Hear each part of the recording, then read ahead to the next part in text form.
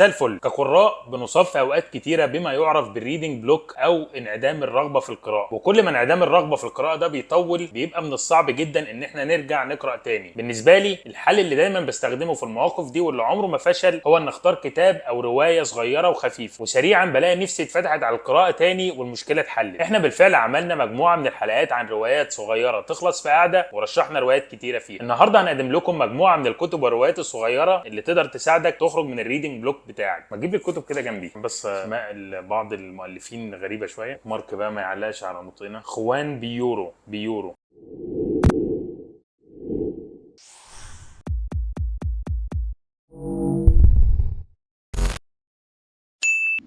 محاضرة في المطر، خوان بيورو. انا قرأت النوفيلا دي من وقت طويل جدا، والحقيقة ان انا قبل ما اكتب الحلقة دي ما كنتش متذكر منها الا احساسي وانا بقرأها والمتعة اللي حسيتها وانا بقلب في صفحاتها. طبعا اضطريت اقرأها تاني عشان اكتب عنها، والقراءة التانية كانت حلوة زي القراءة الاولى بالظبط. كاتب ومحاضر من المخطط ليه انه يلقي محاضرة عن الادب والكتب، لكنه بينسى اوراق المحاضرة في البيت، فبينطلق في مونولوج طويل بيعترف فيه باشياء كتيرة. بيكلمنا عن حياته وفشله في الزواج، مشاكله ككاتب وتأملاته في الحب والفلسفة والحياة والادب. المحاضر هنا مش بيوجه كلامه للجمهور، وانما على الارجح بيوجه هذا الكلام والمونولوج الطويل لنفسه. بيحكي عن احلام لم تتحقق، عن كتب بيجد نفسه فيها، وعن مشاعره وافكاره المتناقضه. البطل مهووس بالمطر وما يمثله من استعارات ورمزيات ممكن تعبر عن حياته وافكاره. والحظ الغريب المطر بيكون بيتساقط اثناء القول المحاضره، والمطر ده بيكون اشبه ما يكون بحاله البطل النفسيه، حزن مستمر ودائم. اسلوب النوفيلا سلس ولغتها بسيطه وخاليه من التعقيد، وطبعا الترجمه لا غبار عليها كالعاده من مارك جمال، اللي عايز استغل الفرصه هنا واشكره مش بس عشان ترجماته الممتازه، وانما كمان عشان اختياراته المميزه للكتب اللي هيترجمها.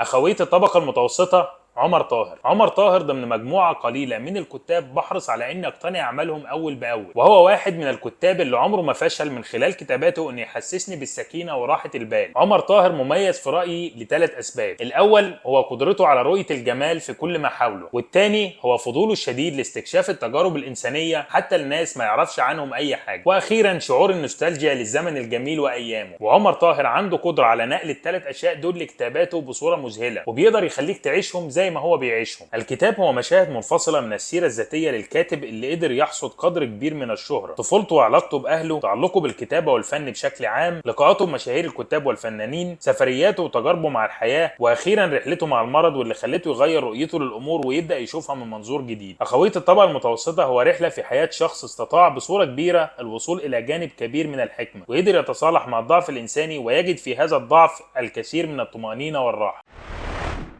أن تلمس الكتب، خيسوس مارشمالو جارثيا. مارشمالو جارثيا يا اسطى، بيقولوا جارثيا عادي.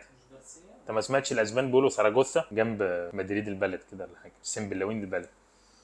يلا، لما شفت الكتاب ده لاول مره ما ترددتش ان اشتريه، وانا عارف ان انا هحبه جدا. اولا لان المترجم هو مارك جمال، وانا بثق جدا في ترجماته واختياراته. ثاني مره بنذكر مارك جمال، اي خدمه. وثانيا لانه كتاب في حب الكتب والقراءه، وبالفعل الكتاب ما خيبش ظني. في هذا الكتاب الصغير بيحتفل الكاتب بالعلاقه بين القارئ والكتاب، وخاصه الكتاب المطبوع. بيحكي فيه الكاتب عشرات من الحكايات المتعلقه بالكتب وفعل القراءه، عن العادات والتقاليد الغريبه للقراء مع كتبهم، عن طريقه ترتيبنا لمكتباتنا، عن العلامات اللي بنسيبها في الصفحات، عن الكتب اللي بنقراها في فترات معينه فنربط بيها ذكرى خاصه نفتكرها كل ما نشوف الكتاب ده. الكتاب مكتوب بلغه بسيطه وسهله، وهو اشبه ما يكون بحوار بين الكاتب كاحد عشاق الكتب ومدمني القراءة وبين القراء اللي كلهم تقريبا شبهه وبيحسوا بالاشياء اللي بيوصفها وبتأثر فيهم الحكايات اللي بيحكيها. أن تلمس الكتب كمان بيستعين بالكثير من الحكايات عن كتاب مشاهير وعلاقتهم بالكتب وعاداتهم الغريبة في القراءة وطقوسهم في ترتيب الكتب. بورخس وماركيز ودرويش وغيرهم من الكتاب اللي ربطتهم بالقراءة علاقة خاصة احنا بس كقراء اللي هنفهمها وهنقدرها.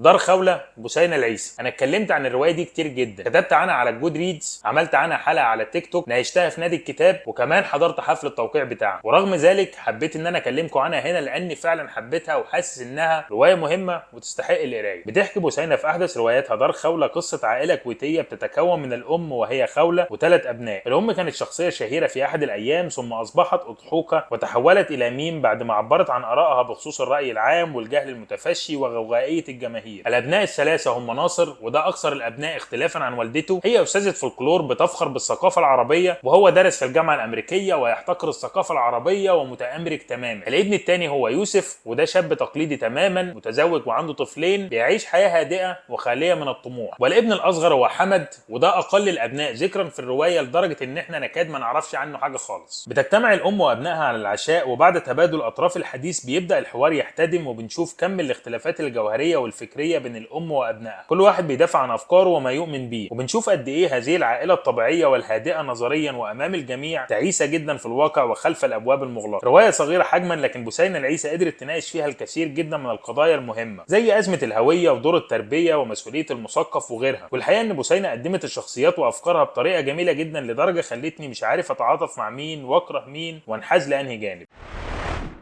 بكده نكون خلصنا حلقه النهارده، اتمنى انها تكون عجبتكم. ما تنسوش اللايك والشير، وما تنسوش تعملوا سبسكرايب عشان تشوفوا الحلقات اول باول. ما تنسوش تتابعونا على الاكونت بتاع الكتب على انستجرام وعلى تويتر. ما تنسوش تتابعونا على التيك توك، واللي بدانا بالفعل ننزل عليه حلقات عن كتب وروايات مش هنتكلم عنها على القناه هنا. انا محمد شادي بتاع الكتب، سلام.